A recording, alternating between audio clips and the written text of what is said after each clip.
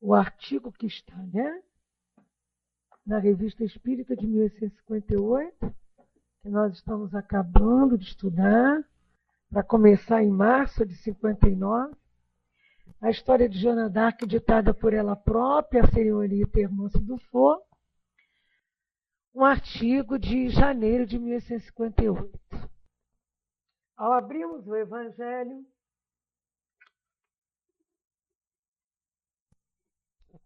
para estudarmos a respeito de Joana d'Arc, vem-nos o seguinte: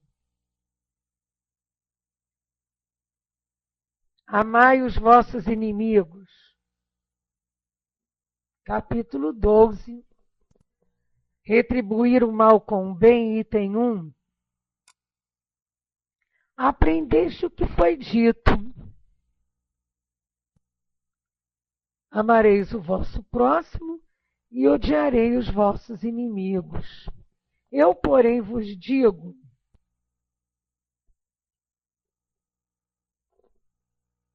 amai os vossos inimigos, fazei o bem àqueles que vos odeiam e orai por aqueles que vos perseguem e vos caluniam, a fim de que sejais os filhos do vosso Pai que está nos céus, que faz o sol se erguer sobre os bons e sobre os maus, faz chover sobre os justos e os injustos. Porquanto se amais apenas aqueles que vos amam, que recompensa tereis? Os publicanos também não fazem o mesmo? E se saudardes somente os vossos irmãos, o que fazem mais do que os outros? Os gentios também não agem assim? Eu vos digo que se a vossa justiça não for maior que a dos escribas e dos fariseus, não entrareis no reino dos céus. Está em Mateus, versículos 43 a 48 e 20. Vamos fazer a nossa prece. Querido Mestre Jesus, amigo de todas as horas, benfeitor, exemplo maior de bondade, misericórdia, justiça e amor. Que mais essa história desse espírito vanguardista, corajoso, Joana d'Arc, possa trazer para nós exemplos de amor, exemplos de força, exemplos de obediência, resignação às leis maiores, ao cumprimento dos deveres e das missões. Portanto, que seja assim, em nome de Deus, que possamos dar início ao estudo da tarde e noite de hoje. Que assim possa ser. Graças a Deus. Bem, vamos começar o nosso estudo recordando a vocês o livro, não sei se todos conhecem, a história de Joana d'Arc, ditada por ela mesma, pela psicografia de Hermance Dufour, médium de Kardec, que ajudou a Kardec na segunda edição do Livro dos Espíritos. Hermance, né? Hermance de la Jonchère Dufour, que nasceu em 1841 em Fontainebleau, na França, residia num castelo medieval que era herança de seus antepassados. Hermance, aos 12 anos, começou a apresentar inquietante desequilíbrio nervoso, a fazer premonições, que levou seu pai a procurar um médico naquela época célebre, né, que era Cléver de Maldiné. Pelo relato o médico disse que Hermance parecia estar sofrendo de um novo distúrbio nervoso e que isso já estava acontecendo a muitas vítimas na América e na França. Que na América estava chegando na Europa. Quer dizer, eram uns distúrbios mediúnicos. Quer dizer, só para a gente ter uma ideia de quem é Hermance. Depois a gente fala de Joana d'Arc, depois do texto em si.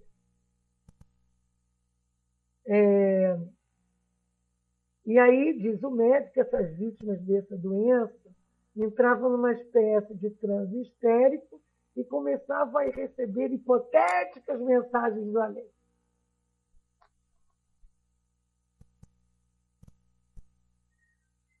Como a família do Faux era muito conhecida na corte, a notícia logo se espalhou, né, gente?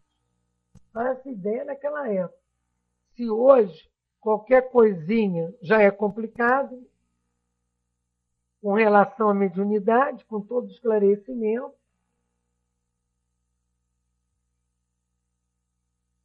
e aí nós vamos ver a família do Faux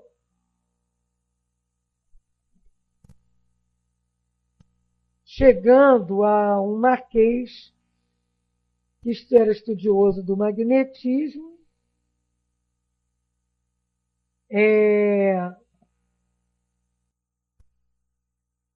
que pediu, assim, que acabou examinando o Hermance, vamos dizer assim. Isso resumindo, né, gente?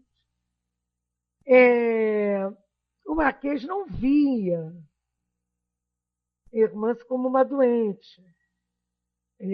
Ela captava ideias e pensamentos presentes no ambiente.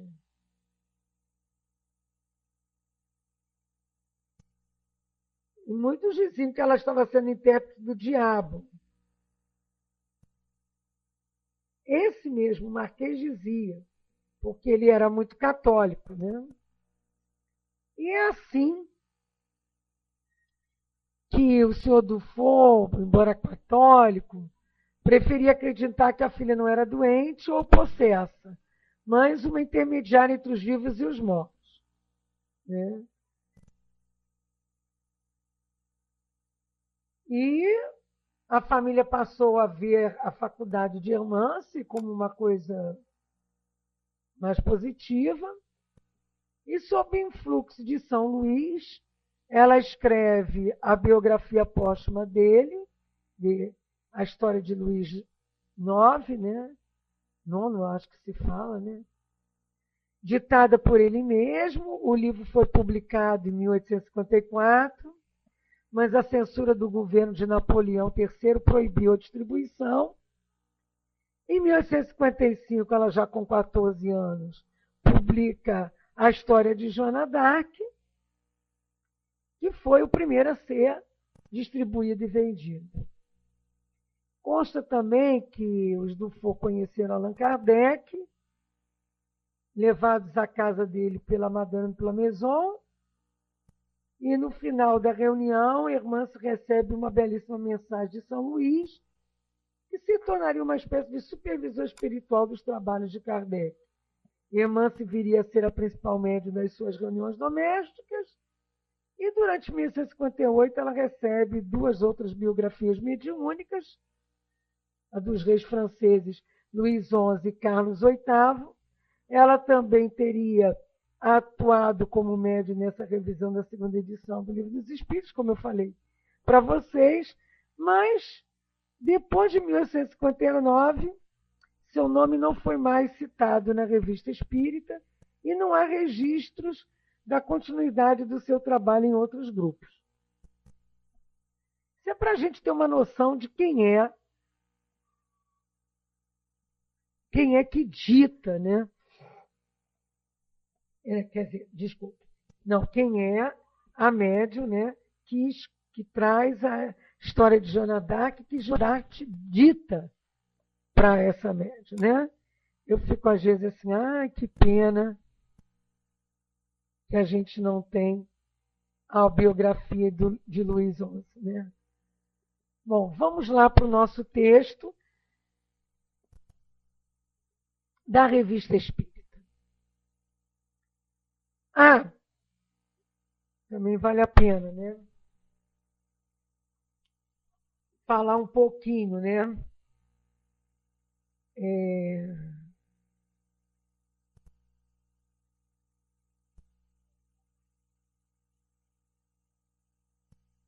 A trajetória de Joana d'Arc em solo francês é conhecida mundialmente.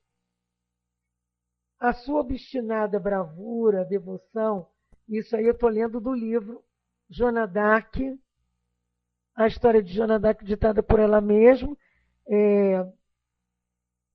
das edições Leon Denis.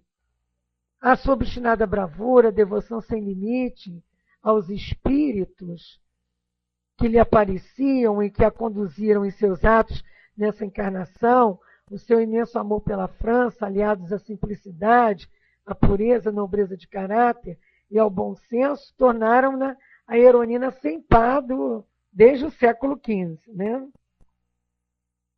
A gente vê, né, nessa história dela a luta das forças do bem, né, que era o ideal, né,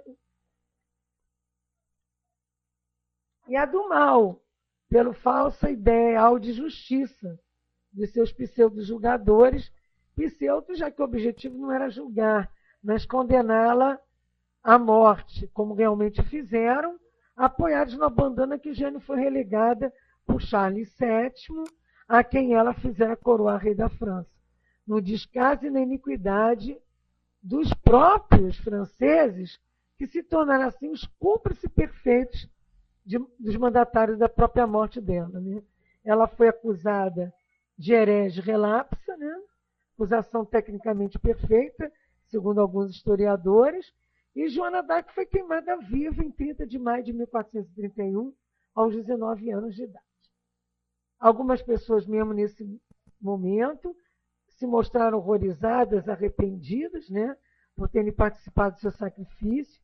É célebre a frase pronunciada por John Tressart, um dos secretários de Henri VI, que saiu de perto do cadafalso, se lamentando em lágrimas: estamos todos perdidos, queimamos uma santa.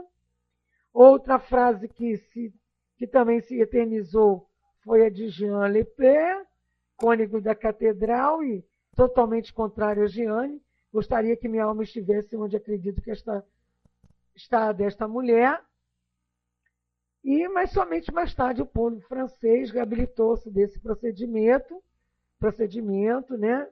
E Charles VII, em 1450, escreveu uma carta à Catedral de Nohant, a Guilherme Boulier, parece que é assim o nome, da Catedral de Nohant, ordenando que fossem iniciadas investigações no processo pelo qual seus inimigos, devido ao imenso ódio que nutriam por Jeanne, mataram a perversa injustamente, com requintes de crueldade.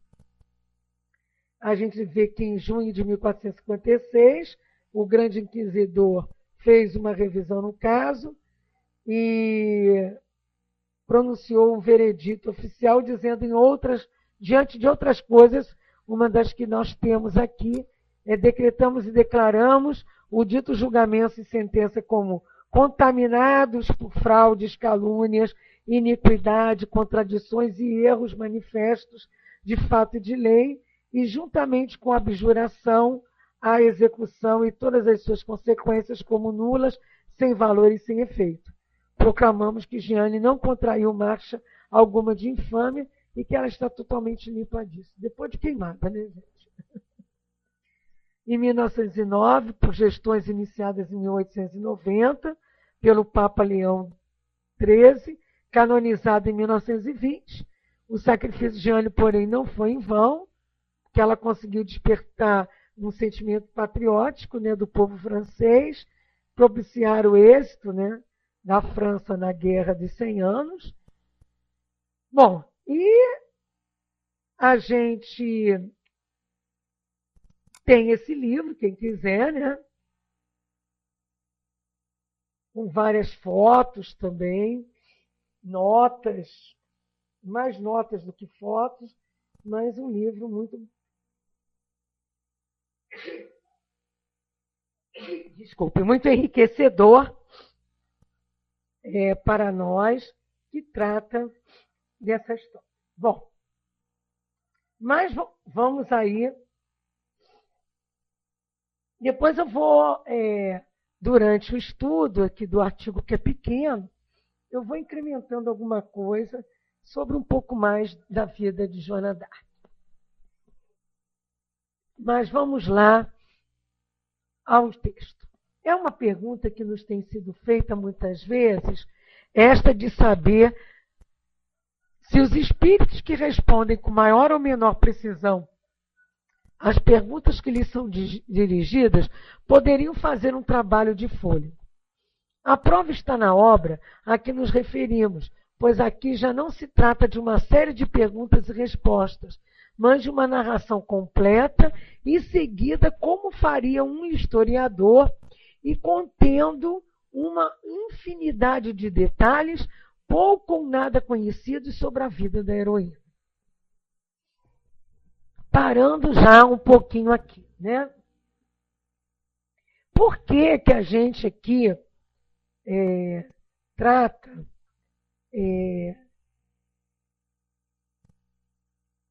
desse texto? Porque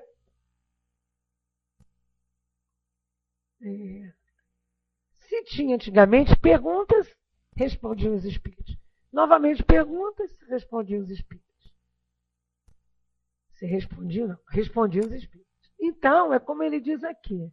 Pela primeira vez, eles tiveram a experiência com a jovem Hermance, né, de uma história direta. Textos diretos, né? Textos diretos. Então, é interessante que a gente perceba isso. Por isso que ele colocou esse artigo a respeito, né?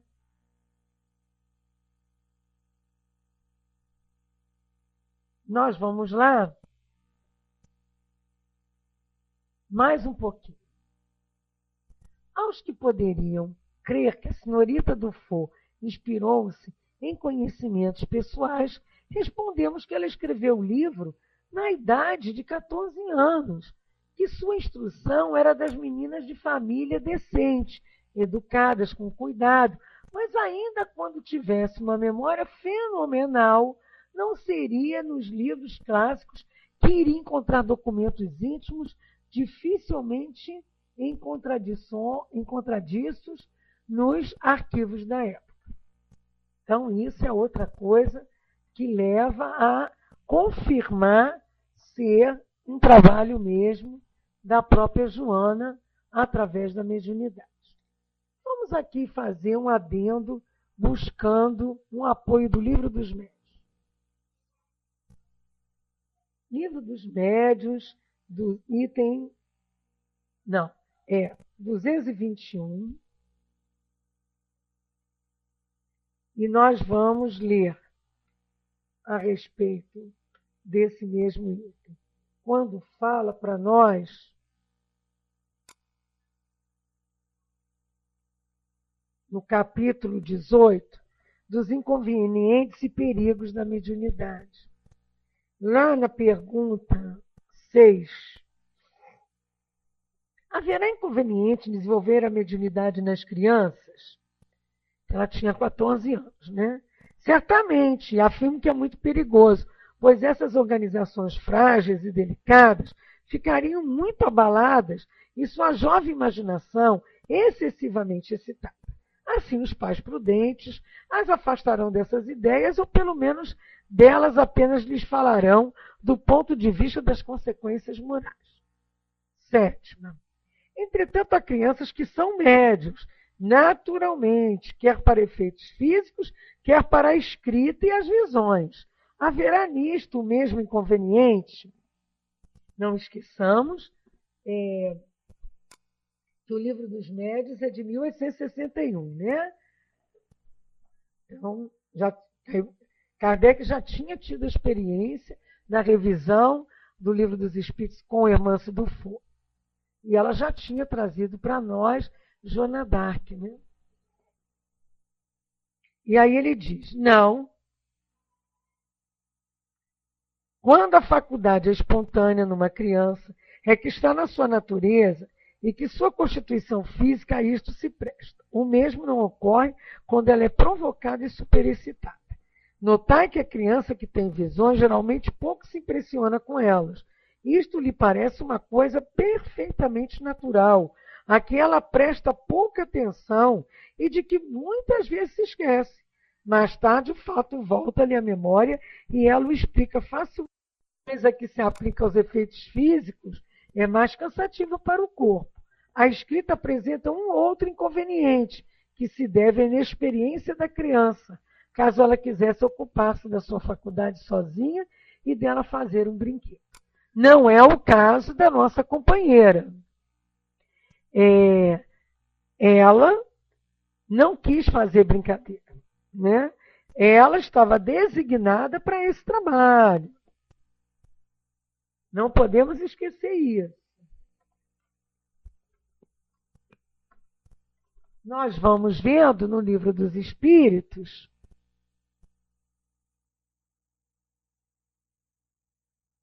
depois de lermos o Livro dos Médiuns, 221, que fala dos inconvenientes da mediunidade, os itens 6 a 8, que falam da mediunidade em crianças e jovens, nós vamos lá no nosso Livro dos Espíritos para lembrar da ocupação e da missão dos espíritos. A gente não pode fazer assim, que é o capítulo 10 do Livro dos Espíritos, um julgamento sem essa base, né? Então tem lá, os espíritos têm outra coisa a fazer a não ser melhorarem-se pessoalmente, eles concorrem para a harmonia do universo, executando as vontades de Deus, de quem são os ministros. Aí eles perguntam aqui, todos os espíritos têm atribuições especiais? Digamos que todos nós devemos habitar em toda parte e adquirir o conhecimento de todas as coisas, presidindo sucessivamente a todas as partes do universo. Porém, como é dito no Eclesiastes, há um tempo para tudo. Assim, este cumpre hoje o seu destino neste mundo, um outro cumprirá numa outra época, na terra, na água, no ar. Então, ele mostra que nós todos temos deveres a cumprir. E quando perguntam também sobre espíritos inferiores e imperfeitos, mesmo os encarnados, eles dizem, né? Todos têm deveres a cumprir. Será que o último pedreiro não concorre para construir o edifício tanto quanto o arquiteto? Então, nós todos temos ocupações, né? Então, mesmo muitas vezes nós fechamos os ouvidos à intuição, à inspiração, para os nossos deveres mediúnicos. E nós sabemos, lendo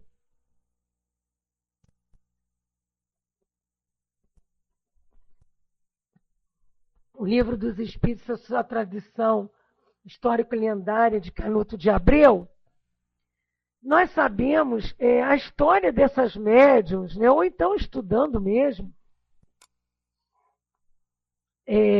o início lá, a história do Espiritismo, o que é o Espiritismo tem um pouco também na sua introdução, a função dessas médiuns jovens nesse processo inicial, colaborando como médiuns, vamos dizer assim, de Kardec. Porque o jovem, e a criança, no caso elas eram todas jovens, né? 12, 14 anos, depois você vê que elas cumpriram um papel, nunca mais se ouviu falar delas. O mesmo foi aqui com a irmã. Se ouviu falar, né? Depois de 59, não se ouviu mais. Nem na Revista Espírita tem mais nada dela. Então é um cumprimento de uma tarefa, de repente, como as outras anteriores, né? Como ajudaram lá que a gente vê em obras póstumas, lá na casa do senhor Bodin, né? que serviram para aquelas comunicações, para a montagem e formulação da primeira edição do Livro dos Espíritos, né, nós vamos vendo tudo isso. Então é importante que a gente esteja ligado pela seriedade que é o trabalho. Não podemos esquecer disso. A seriedade desse trabalho com Hermance. Então, voltemos ao texto. E lá no texto diz, né, que a senhorita Dufour, não se podia dizer que ela se inspirou em conhecimento justamente por isso, né? E lá no texto tem mais um pedacinho, né, que ele traz assim para nós. Sabemos que os incrédulos farão sempre 1001 objeções, mas para nós que vimos a média operar, a origem do livro não pode ser posta em dúvida. Vou eu lá pegar o meu livrinho. A história de Joana d'Arc, ditada por ela mesma. Psicografia de Hermance Dufour, médium de Kardec, edições Leon Denis. Ela era a filha de um simples agricultor. Ela diz que a vida dela deveria ser calma e pacata, né? Mas não foi assim, porque Deus não quis. Não foi a ambição, mas as imperiosas ordens de Deus que me fizeram sair da minha humilde condição, diz ela. Ela diz também, não me orgulho de minha missão, eu a vejo como uma gota de orvalho caída por acaso numa folha, da qual ela logo escorrerá para se evaporar como suas semelhantes. Então, logo esta carreira me foi indicada, mil obstáculos surgiram para me desencorajar, eu duvidava do céu e de mim mesma, Deus, porém, não me abandonou, novas visões vieram me fortalecer, Ele queria somente me mostrar que sem Ele eu nada poderia. Isso a gente não tira lá do livro, entendeu? Do prefácio do livro. Eu era como as rodas que fazem avançar a carroça, mas que são inúteis se uma força estranha não as impulsiona. E ela diz, eu queria retirar do meu coração o orgulho que teria se apoderado de mim, caso sua previdente solicitude não me tivesse advertido de minha fraqueza. Ver minha pátria vergonhosa, que a mantinha cativa, esse era o mais doce sonho de minha jovem vida. Uma vaga tradição da casa paterna dizia que uma mulher realizaria esse sonho. E o Todo-Poderoso, através de um milagre, informava que essa mulher era eu. E ela diz mais adiante, né? Eu esperava encontrar uma estrada ampla e sem problemas que me levaria ao meu objetivo por entre milhares de flores. Por engano, as rochas e precipícios a cada passo me dificultava a passagem. E aí a gente vai também permeando esse estudo de hoje, se alguém tiver algo a acrescentar, né? Essa mártir, né, chamada de mártir francesa, né, que foi canonizada em 1920, né, segundo a escritora Irene Kuhn, Kuhn, foi esquecida pela história até o século XIX, conhecido como o século do nacionalismo, e que pôde, assim, a França redescobrir essa personagem trágica, né, como eles colocam, né? Shakespeare tratou-a como uma bruxa, né? Voltaire escreveu um poema satírico, ou pseudo-ensaio histórico, que a ridicularizava, intitulado A Donzela de Orleans. Depois da Revolução Francesa, o Partido Monárquico reavivou a lembrança da Boa Lorena, que jamais desistiu do retorno do rei. Joana foi recuperada pelos profetas da França eterna, em primeiro lugar o grande historiador romântico Jules Michelet. Com o romantismo, né, o alemão Schiller fez dela a heroína da peça dele de teatro de 1801, Die Jungfrau von Orléans. Em 1870, quando a França foi derrotada pela Alemanha, que ocupou a Alsácia e a Lorena, Jeanne, a pequena pastora de Domremy, um pouco ingênua, tornou-se a heroína do sentimento nacional. Republicanos e nacionalistas exaltaram aquela que deu sua vida pela pátria. Aquela história só dá valor depois que morre. A gente vê o culto a Joana d'Arc esteve associado à direita monarquística, né? Ela era um dos símbolos, né? E era mal vista pelos republicanos. A Igreja Católica Francesa propôs até o Papa Pio X a sua beatificação. E aí que aconteceu, né? Em 1920, certo? Esse é um resumo, assim, para a gente ir tendo noção da importância desse artigo aqui. Voltamos lá ao artigo. Posto que a faculdade da senhorita Dufour,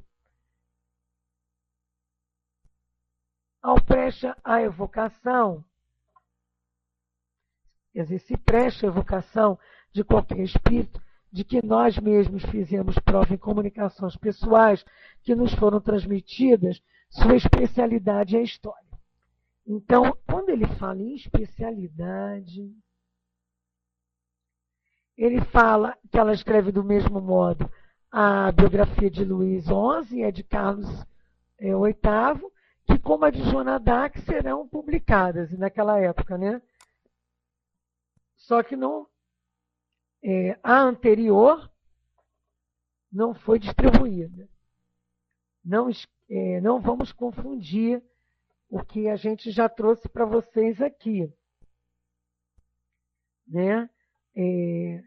A de Carlos VIII e a de Luís XI, né, os reis franceses, foram publicadas e distribuídas. A de Luís IX é que não, ditada por ele mesmo.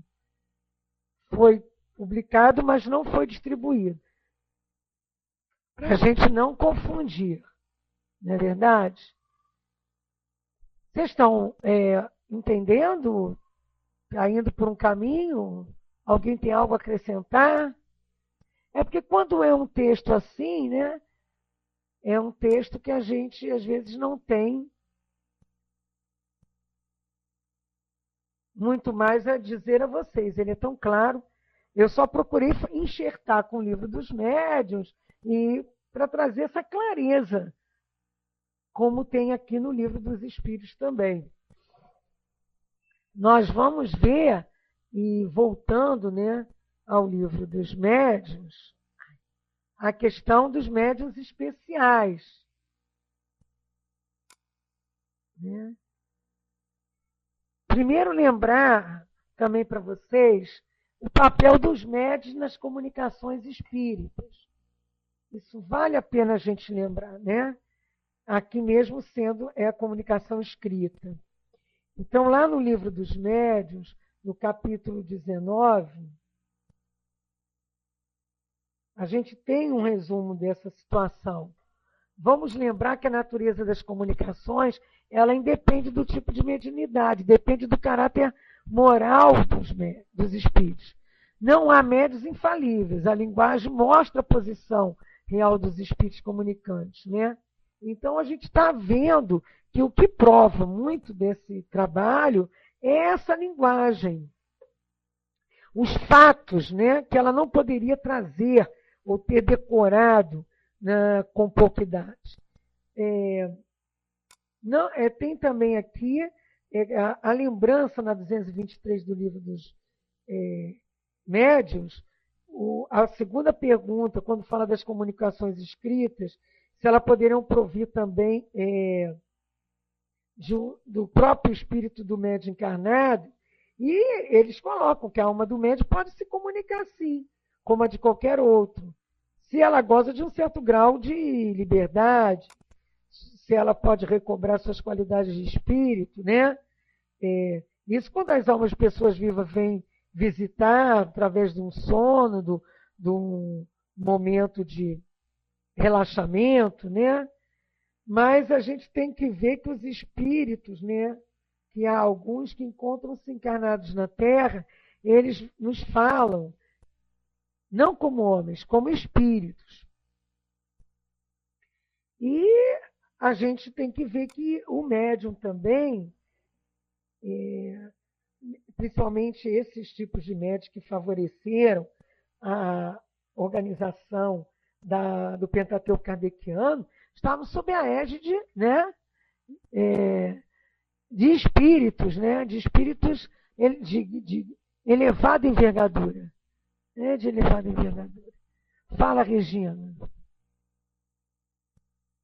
Se quiser colocar algo na área de texto sobre o assunto, a gente aproveita.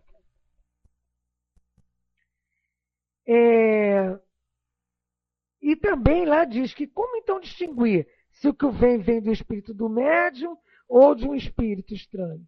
Pela natureza das comunicações. Estudai as circunstâncias, a linguagem e distinguireis. Principalmente, e ele fala aqui, né? Dessa forma. Existem respostas que são impossíveis de serem atribuídas a determinados médiuns. E por isso que vos digo para estudar e observar. Então, o espírito do médium pode adquirir conhecimentos em outras existências, esquecer e, de repente, aquilo, né, fluir. Muitas vezes acontece numa crise sonambúlica, estática, né? Mas há circunstâncias que não permitem dúvida. Ele diz, estudai longamente e meditai. Então, isso derruba mais uma vez aquela ideia de que seria da cabeça de Hermance, né? Filha lá dos camponeses, trazendo a história da França, da guerra de Joana d'Arc. Combinado? Outra coisa também que é interessante, a gente vai lá nas dissertações espíritas, lá no capítulo 31, né, do Livro dos Médiuns, e a gente vai ver algumas questões que valem a pena serem aqui falar dos médios que são favorecidos pelos bons espíritos. Mas vamos ler mais um pouquinho do texto.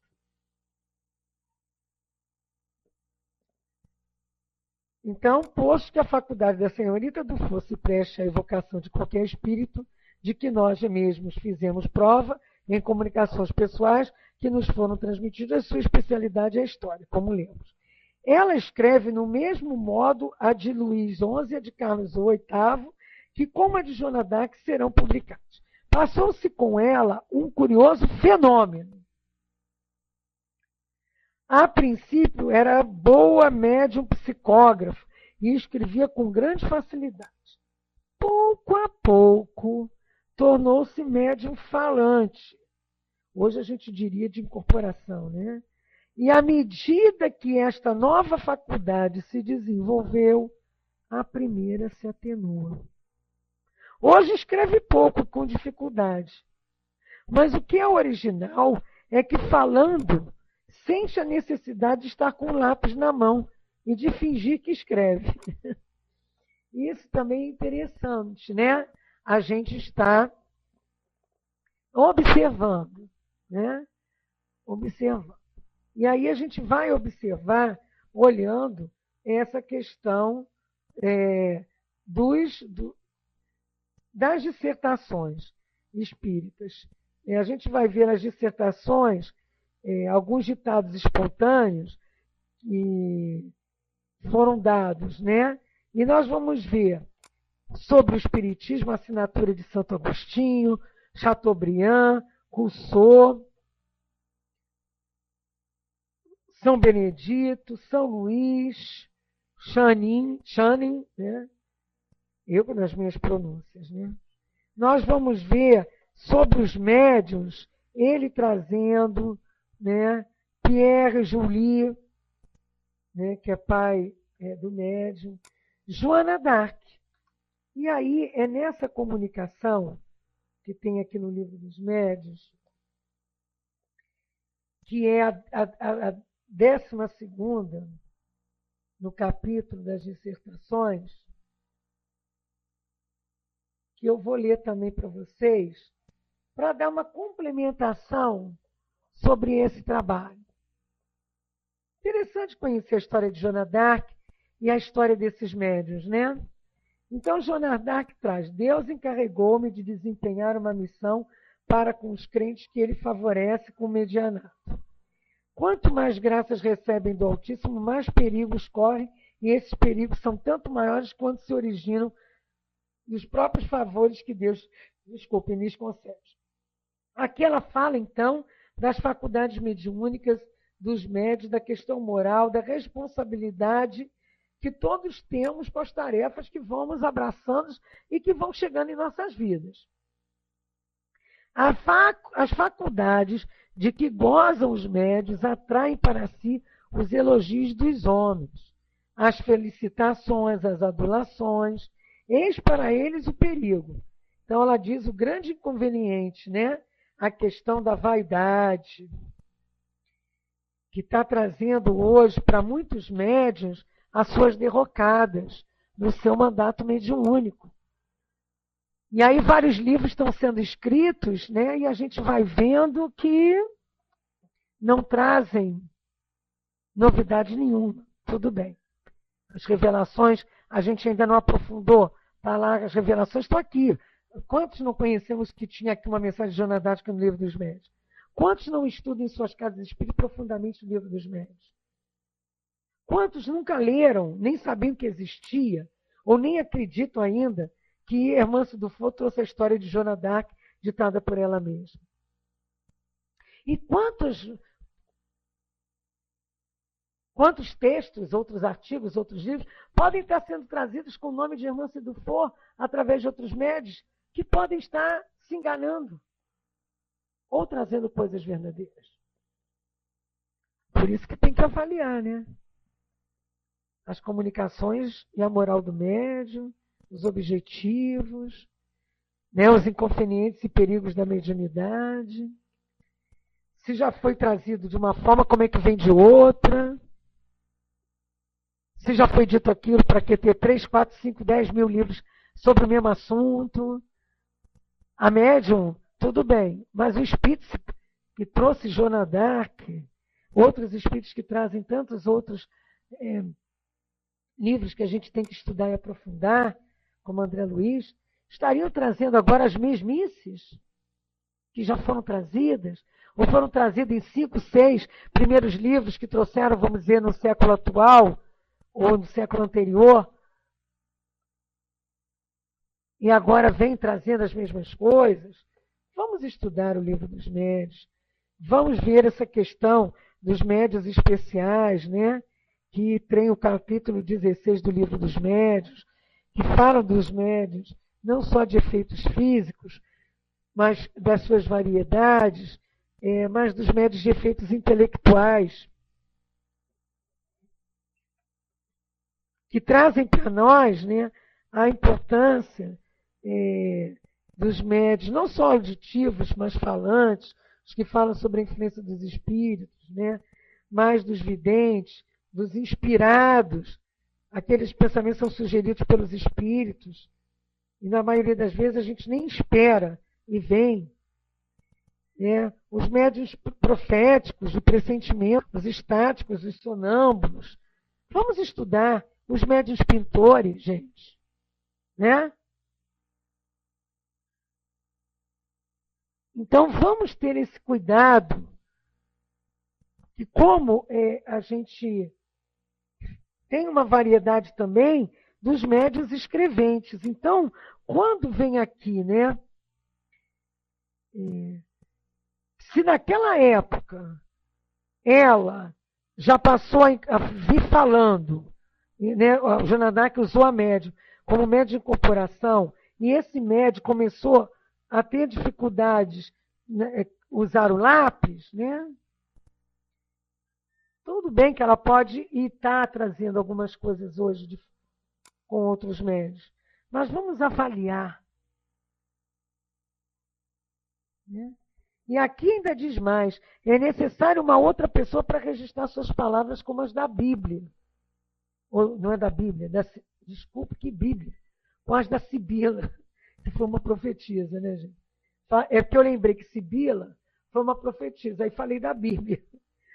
Como todos os médios favorecidos pelos bons espíritos, jamais recebeu comunicações que não fossem de ordem elevada.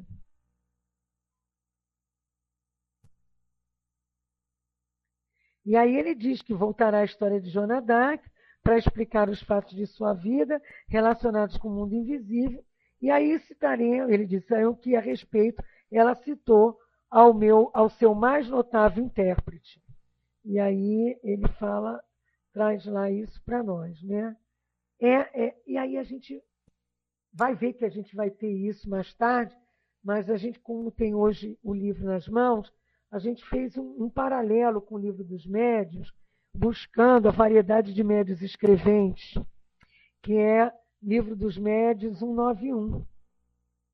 E vamos voltar lá no que ela traz na dissertação, no final do Livro dos Médiuns. O modo de execução, médiuns escreventes são psicólogos, possuem a faculdade de escrever por si mesmos sob a influência dos espíritos. Os mecânicos, cuja mão recebe um impulso involuntário, eles nem têm muita consciência daquilo que passa, né? São raros. Semimecânicos, você tem intuição e ao mesmo tempo tem mecânico. Né? Os intuitivos, aqueles que pensam para escrever, né? Que eles veem a ideia, passa pelo nosso cérebro e aí a gente tem essa experiência. Às vezes a gente até se sente semimecânico. Muitas das vezes vem, a gente para. Tem hora que a gente escreve numa velocidade que a gente não sente, né? E que a gente sabe que não é a gente que está escrevendo, que quando acaba a gente não tem ideia da ideia, mas não tem noção das palavras que foram colocadas. Às vezes a gente pensa assim, meu Deus, teve erro nas palavras. Quando vai ler, não teve não. Claro, né? Os espíritos, quando erram, eles rabiscam, eles consertam. Inclusive, são perfeitos, bons espíritos, e espíritos com mais conteúdo, né? Assim, eles têm, assim, clareza na concordância verbo nominal. Ele fala dos médios polilígrafos, né? Cuja escrita muda com o espírito que se comunica, fala dos poliglotas que escrevem várias línguas, dos médios iletrados, os que escrevem como médios sem saber ler nem escrever no estado comum, né? São mais raros, né? Porque se pode aproveitar um médium letrado, não vai pegar o iletrado. Só muitos anos atrás, no início, para se provar a existência mesmo da mediunidade, da comunicação com o mundo invisível. Mas tem os médios segundo o desenvolvimento da faculdade, que são os novatos, os improdutivos, que só chegam a obter coisas insignificantes, monossílabos, traços, os feitos ou formados. E aí a gente pensa, né, nessa questão da irmã, cujas faculdades estão completamente desenvolvidas e transmitem as comunicações com facilidade, presteza e sem hesitação. Os lacônicos, né, cujas comunicações, embora fáceis, são breves e sem muito desenvolvimento. Os médiuns explícitos, as comunicações obtêm possuem toda uma amplidão e uma extensão, que podem se esperar de um escritor consumado. E a gente vê isso nesse livro, Joana d'Arc, ditado por ela mesma, sabe? Esta aptidão deve-se à expansão e à facilidade da combinação dos fluidos. Os espíritos se procuram para tratar dos assuntos que comportam grande desenvolvimento. Aí ele fala dos médios experimentados, que têm a facilidade da execução, que tem uma questão de hábito que se adquire, né? Dos médios flexíveis, que a faculdade se presta mais facilmente aos diversos gêneros de comunicação, né? Se aproxima muito essa variedade, àqueles médios sensíveis, os sensitivos. Tem os exclusivos, aqueles pelos quais um espírito frequentemente manifesta-se, e até com exclusão de todos os outros, e responde por aqueles que são chamados por intermédio do médium, né?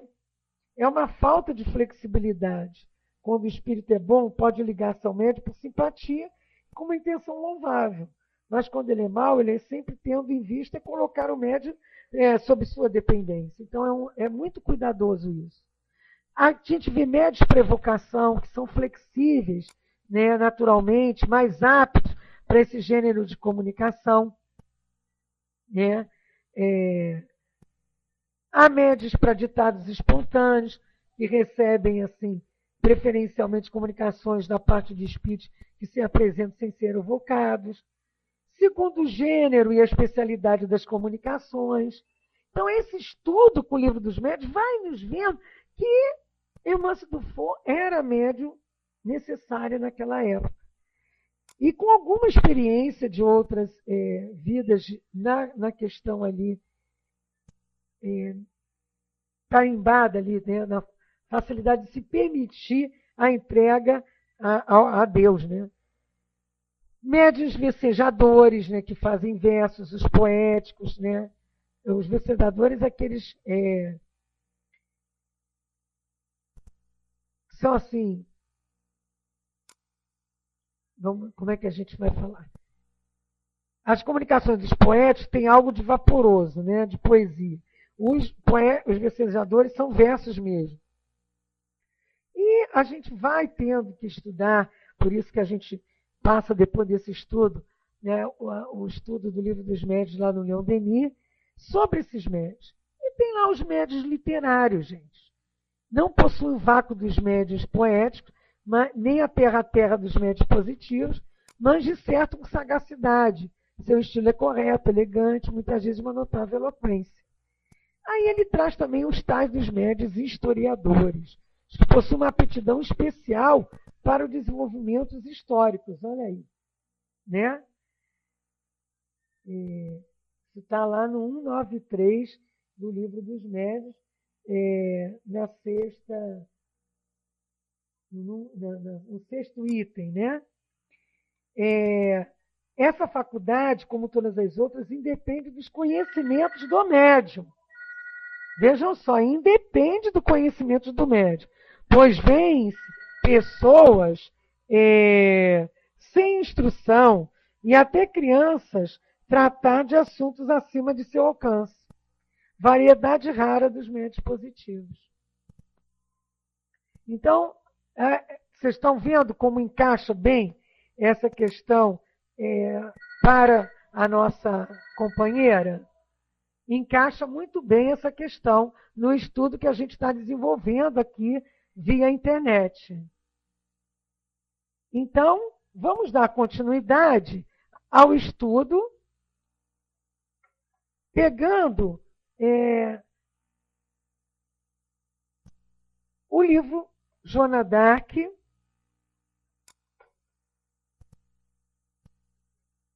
para a gente ter mais um pouquinho de noção desse trabalho. Lá no prefácio, Joana d'Arc diz para a irmã, que tem umas coisas aqui que eu acho interessantes, né? Como ela traz com tranquilidade a vida dela com os pais, né? E a trajetória dela, esse imenso amor pela França, né?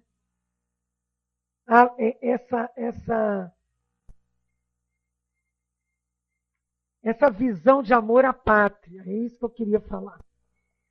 Que tem lá, é uma das formas da lei de amor. Se nós formos lá no livro de Leon Denis, e agora eu infelizmente esqueci de anotar, mas eu tenho quase certeza que é no Problema do Ser, do Destino e da Dor, quando fala do amor, nas potências da alma. Se não, é depois da morte, porque nos dois ele fala sobre o amor. Mas eu acho que é no Problema do Ser. Ele fala exatamente, Leon Denis fala para nós do amor à pátria. E no Livro dos Espíritos, quando a gente fala da lei de destruição, quando a gente fala das guerras, alguém pode me ajudar? Não é na lei de destruição? É que vocês estão muito quietinhos hoje, está me dando nervoso. Quando fala que é preciso que tudo se destrua para renascer e regenerar, na lei de destruição, tem lá sobre os guerras. Não tem? Diz pelo menos aí, gente. Tem! E na 742, uma coisa do gênero, fala que o que leva o homem à guerra. Eu quis trazer por que Jonadak foi à guerra, né? Predominância da natureza animal sobre a natureza espiritual e sociedade das paixões. Não foi o caso dela. A guerra aconteceu, ela foi à guerra por outra paixão. A guerra desaparecerá um dia da terra, sim, quando os homens compreenderem a justiça e praticarem a lei de Deus. Né? Porque qual o objetivo da providência tornando a guerra necessária? A liberdade e o progresso. E a gente vê isso com a Guerra de 100 anos na França. Né? O que se deve pensar daquele que... Não é isso que eu queria. Que provoca a guerra, não. Não é nesse que eu queria. É um outro momento em que eles falam que à medida que o homem progride, ela se torna menos frequente. Né? E no estado de barbárie, os povos só conhecem o direito do mais forte. Por isso que a guerra era um estado normal. Era isso que eu queria trazer. Então, ir à guerra, né, para defender o seu país. Né? E foi o que ela fez. Quando a gente pega o livro, ditado por ela mesma, gente, que é apaixonante ler. Vocês não podem perder.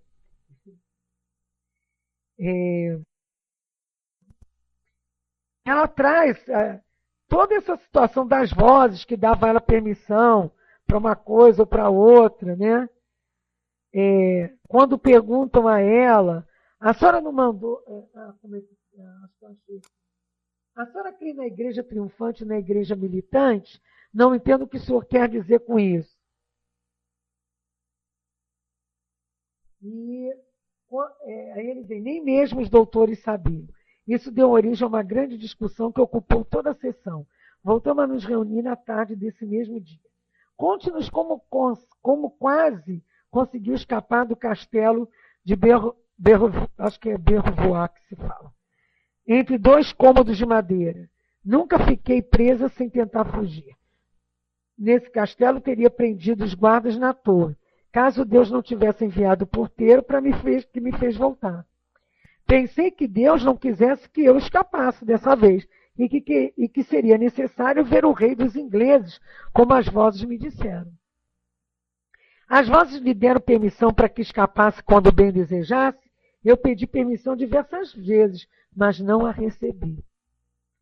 Atualmente, a senhora escaparia caso tivesse oportunidade. Se visse a porta aberta, eu fugiria. Crê ter permissão de Deus para fazê-lo? Creio firmemente que se visse a porta aberta e meus guardas e os ingleses impedidos de me segurar, esse seria o sinal de Deus que Deus me daria. Porém, sem essa permissão eu não sairia. Entretanto, farei tudo o que for possível para recuperar minha liberdade. Pois se Deus o quer, minhas melhores tentativas falharão, assim como as mais fracas poderão funcionar, caso seja essa a vontade. Já que a senhora pediu para escutar a Santa Missa, por que se recusa a assisti-la? Porque não querem que eu esteja com roupas masculinas, como se isso mudasse meu sexo. E aí, Gente, esse livro é fantástico. Parece-me que seria mais conveniente e honesto que estivesse com roupas femininas. O que prefere vestir-se como mulher a escapar e escutar a missa ou continuar com roupas masculinas e não escutá-la? Dei-me a certeza de que poderei assisti-la e responderei. Garanto que assistirá à missa, mas vista-se com roupas femininas. O que vocês diriam se eu tivesse prometido e jurado não abandonar as roupas que uso? Façam-me um vestido longo até o chão, sem cauda. Eu o vestirei para ir à missa, mas retornando usarei novamente minhas roupas. A senhora se recusaria a vestir roupas femininas para assistir à missa e a usá-las sempre? Vou me aconselhar sobre isso. Não posso responder agora. Eu lhes imploro, pelo amor de Deus e de Nossa Senhora, deixe-me assistir à missa nesta boa cidade. E aí vem trazendo todo esse discurso que nos mostra, dentre outros desse livro, gente, por essa mediunidade desse espírito, né, de Hermance do Four, e nos mostra, meu Deus, como ela tinha fé. Como Joana d'Arc tinha fé. Isso aqui, para mim, não só esse, né? Porque eu vou dizer para vocês, né? Eu não tinha lido todo esse livro. Eu li mais para o estudo. Então, a gente vai vendo, né? E pesquisei sobre a guerra, né? O início da guerra, quando a França tentou recuperar os territórios perdidos para a Inglaterra, os grandes conflitos sangrentos da história, né? Essa Guerra dos 100 Anos, que durou, na realidade, 116, né? E destruição de quase toda a França setentrional. O início da guerra aconteceu em 1337. E nós vamos ver, né? Joana d'Arc nascendo em 1412, não é? Nasceu nesse ambiente, né? Nós vamos ver como mulher não podia ir para a guerra, né? A que ela se dispôs por amor à pátria, e mais ainda, né? Por seguir as vozes. Isso aqui é interessante, por seguir as vozes. Quer dizer, era médium, né? É uma heroína, mas depois que foi visto isso, mas ela virou santa porque quem escutava, ou quem ouvia e tal, era né, que tinha um poder diferente. Então, ela tem uma história de vida marcada por fatos trágicos, né? Ela presenciou o assassinato de membros da sua própria família pelos soldados ingleses, né? Começou a ter visões aos 13 anos e receber mensagens. Ela dizia que era de São Miguel, Santa Catarina e Margarida. Essas mensagens ela era orientada a entrar para o exército francês, a ajudar seu reino contra a Inglaterra. Foi por aí que ela cortou o cabelo, vestiu-se de homem, começou a fazer treinamento militar, foi aceita no exército francês, comandou tropas, né? Fez vitórias importantes, teve o reconhecimento, né, do rei Carlos VII, né? Despertou a inveja de outros líderes militares da França, que começaram a conspirar e diminuíram o apoio de Joana d'Arc, né? Durante a batalha de 1430, que ela foi ferida e capturada pelos borgonheses, que a venderam para os ingleses, e ela foi, como é que se diz, acusada de praticar feitiçaria, né? E foi aí que ela foi queimada, no ano de 1431. Então, ler sobre esse espírito, mas principalmente, né, mano, a história de Joana d'Arc é linda. Essa história dela, ditada por ela, a Hermance do Four, esse livro das editoras Leon Denis, da editora Leon Denis, gente. Tem, assim, alguns outros momentos, quando perguntam a ela se ela deliberou com o conselho, se as vozes, se ela teria ou não prazo, e ela diz que não lembra, que o bicho termina a sessão, e foi longa, levava ela de volta à prisão, e que pergunta o que ele acha da resposta, ele diz que até agora tudo está ao lado dela, que Jeanne parece uma pessoa honesta e digna mulher, mas eu não sei como tudo isso acabará, Deus sabe. Então, é interessante.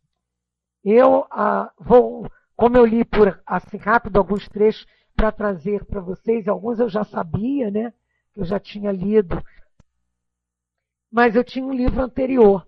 E esse livro anterior, foi-se. Aí eu comprei um novo, mas aí não li, porque o outro tinha tudo marcadinho, né? Então, eu vou agora a esse e o da semana que vem do estudo aqui, que eu convido a vocês, que é Os Ecos de São Bartolomeu. Nós vamos estudar aqui sobre a noite de São Bartolomeu, um artigo que tem na Revista Espírita, né? E com a nossa Dinha, mas tem um livro de Luiz Antônio Milé, com médiuns, né, que nessa encarnação aqui no Rio de Janeiro fundou um centro com obras para cegos, porque ele era cego, e Luiz Antônio Milé e Isabel Bittencourt de Souza, através da La Chatre, trazem também um livro, Ecos de São Bartolomeu. Né?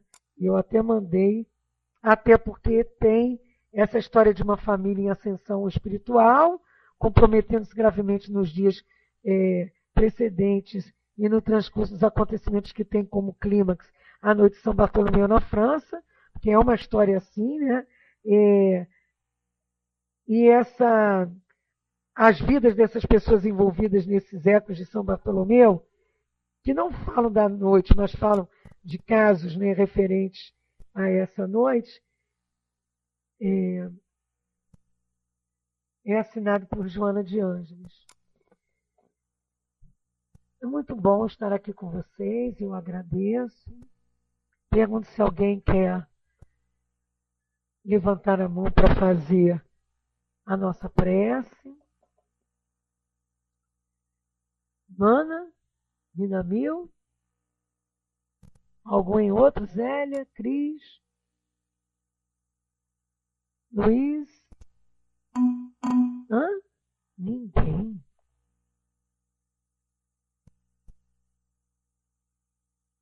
Aí eu agradeço a vocês, gente. É sempre bom, né? Dá vontade de ler mais, não dá? Dá vontade de estudar mais, de ler esse livro todo para a gente. Muito interessante. Eu acabei ficando, né? Estão agora aqui, depois de um livro que eu estou acabando de ler, minhas duas prioridades. Essa história de Joana d'Arc, ditada por ela mesma, e os Ecos de São Bartolomeu, por causa de 2 artigos da Revista Espírita de 1858. E eu gosto quando a gente consegue fazer essa ligação com o Livro dos Espíritos, com o Livro dos Médiuns.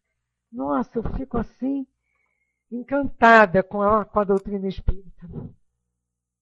Bom, amigos, já que ninguém se manifesta, eu vou fazer a prece, tá certo? Querido Mestre Jesus, mais uma vez estamos aqui reunidos agradecendo a oportunidade de estudo da Revista Espírita de 1858.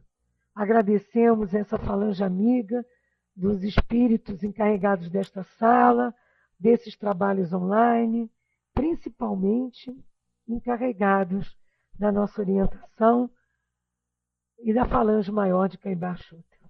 Que seja em teu nome, amigo querido Caibar, mas também em nome do meu guia, amigo, que me orienta e me consola, em nome dos guias de todos nós aqui presentes, dos guias da falange de Caibar, da falange dos amigos queridos da Casa de Leon Denis, mas principalmente em nome de Jesus e de Deus, que nós nos damos assim agradecidos pela tarde e noite de hoje. Graças a Deus.